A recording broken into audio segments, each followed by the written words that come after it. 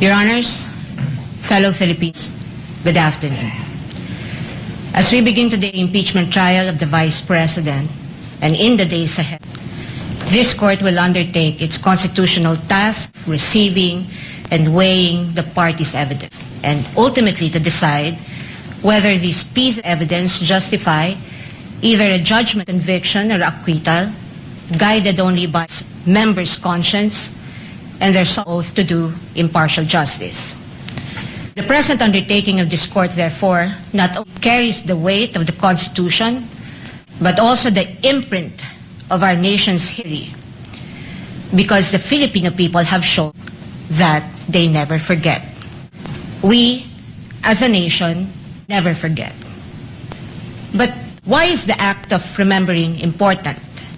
What does it matter to our history and to ordinary Filipinos?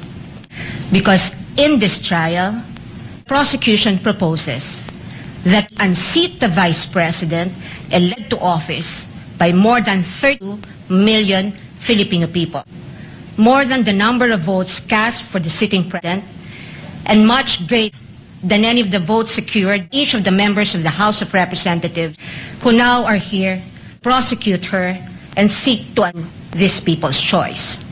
Sa makatuwid, ang malinaw na layunin sa likod ng mga paratang to ay ang pagpapatal sa isang vice-presidenteng halal ng mahigit 32 milyong Pilipino at bunga nilang malayang pagpapasya.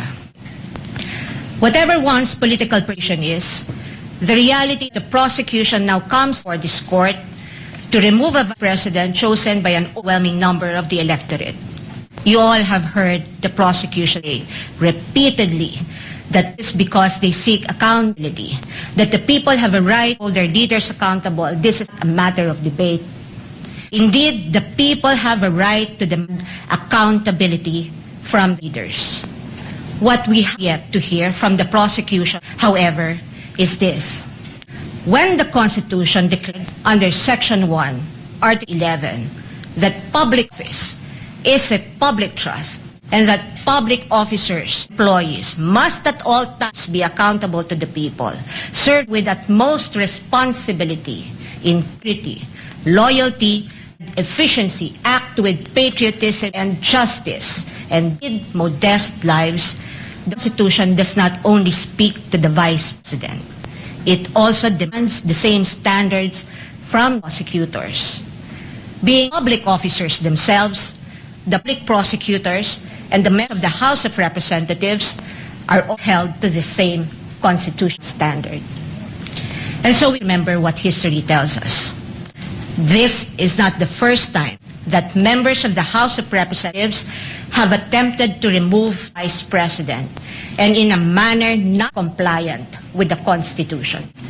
In a July 25, 2025 decision, the Supreme Court unanimously declared in Duterte versus House of Representatives, GR numbers 78353 and 278359, that the impeachment proceedings of the House of Representatives were tainted with grave abuse of discretion, rendering the articles of impeachment that the House transmitted last year to the Senate as void ab initio.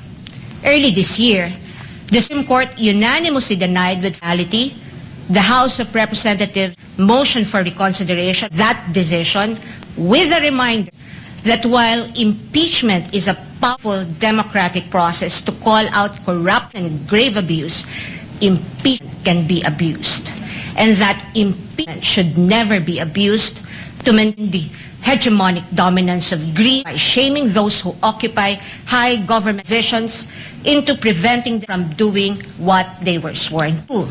But perhaps the most enduring reminder of the Supreme Court that we must not forget in the entire course of this trial is that, words of the Court, the rule of law that does justice is our lodestar, and that justice includes accountability.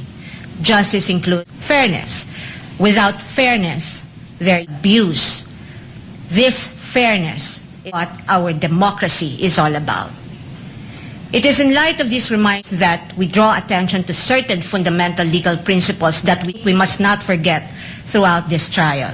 mga batayang prinsipyo na dapat nating tandaan sa buong panahon ng paglilitis na ito, numan ang ating kulay o politika.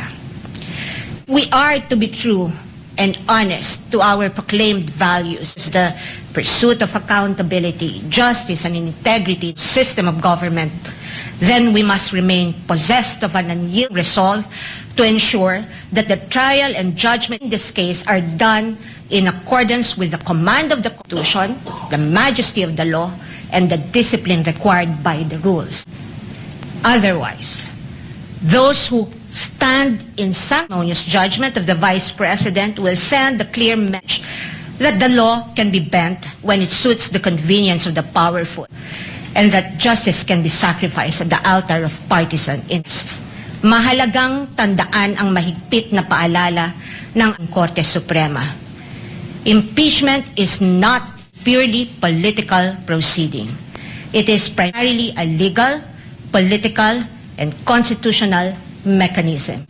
Ibig sabihin, kailangang naayon sa batas at konstitusyon ang anumang proseso nito. According to the Constitution, it is the Senate that shall have the sole power to try and decide all cases of impeachment. This power is not shared. The Constitution gives no body, department, tribunal, agency, or a committee of any of these institutions the power to try an impeachment case. The House merely initiates, the Senate tries. Yet, we have seen the Committee on Justice conduct what its chairperson, the lead prosecutor in this case, described as a mini-trial, which, as we all had witnessed, being a vast fishing expedition of alleged evidence were not even part of the impeachment complaints under consideration and which the respondent accused was made to answer. In that mini-trial, we saw how the purported pieces of evidence were curated to construct a narrative against the Vice President even before this case reaches trial. Articles of impeachment presented before this court as an exercise of the House's power to initiate impeachment cases are therefore, in sober truth, the product of an impermissible intrusion of clear constitutional boundaries.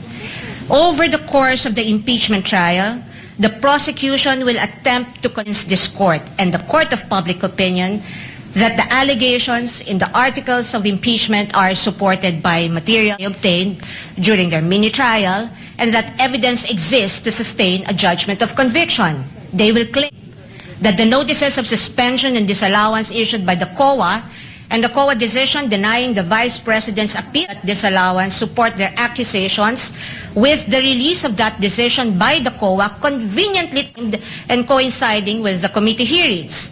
They will claim that the certifications PSA confirm their allegation that recipients of the confidential funds do not exist, even though they listed one Mary Grace Piatos in their pre-trial brief as among their witnesses, or that the dation of the confidential funds in a span of 11 days was allegedly swift as to invite suspicion.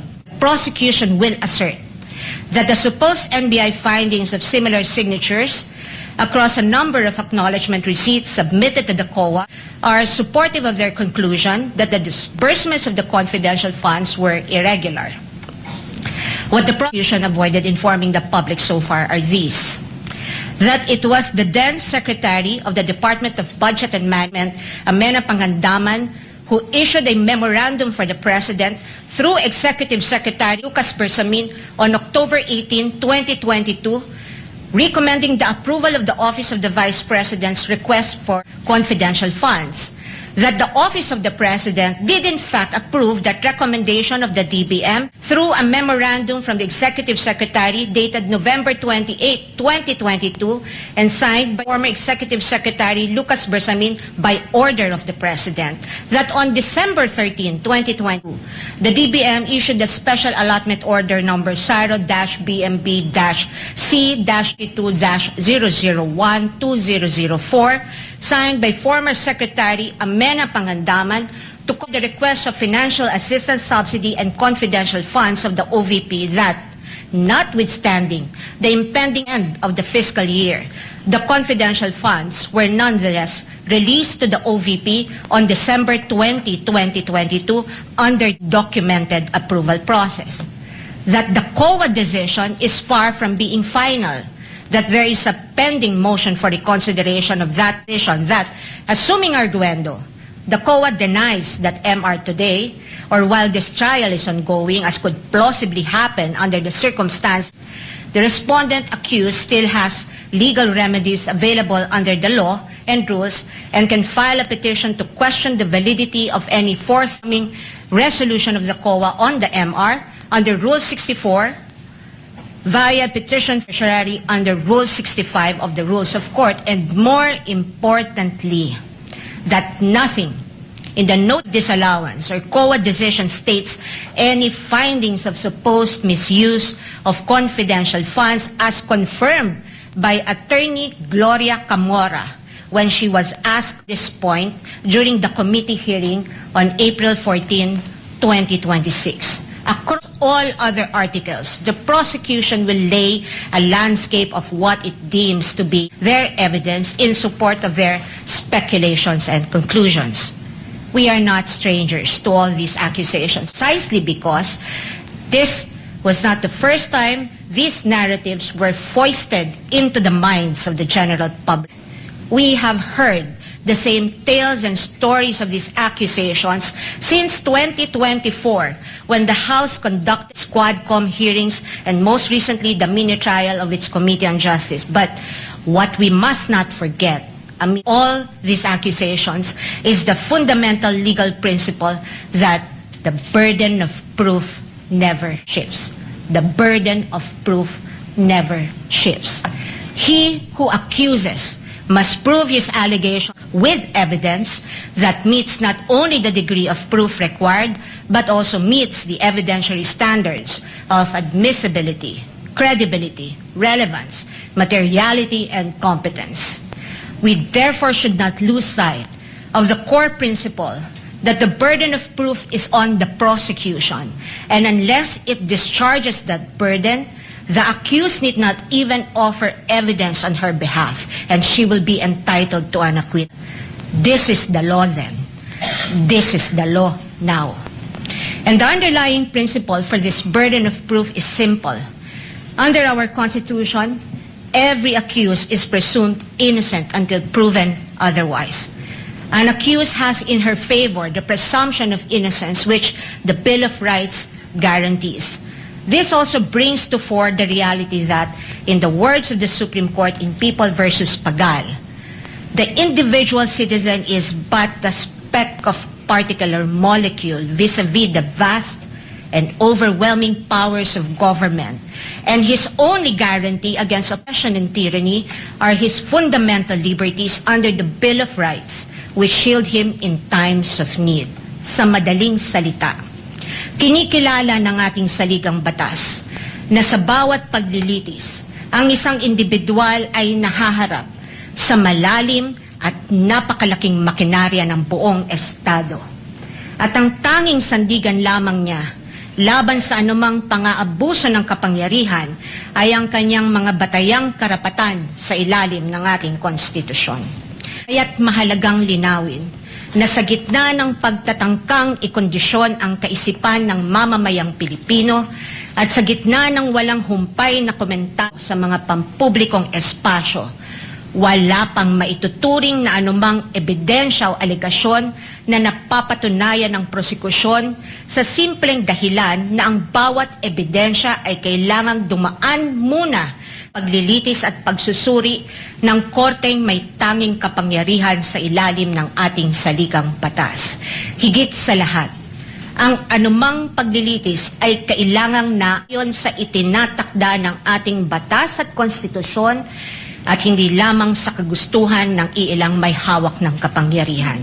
One might ask, why is it important that we must not forget these basic principles? The ruling Supreme Court tells us why. The Bill of Rights applies to the entire impeachment process because inasmuch as our court recognizes that impeachment is a political process, it reminds that it is not a purely political process but a legal and constitutional mechanism.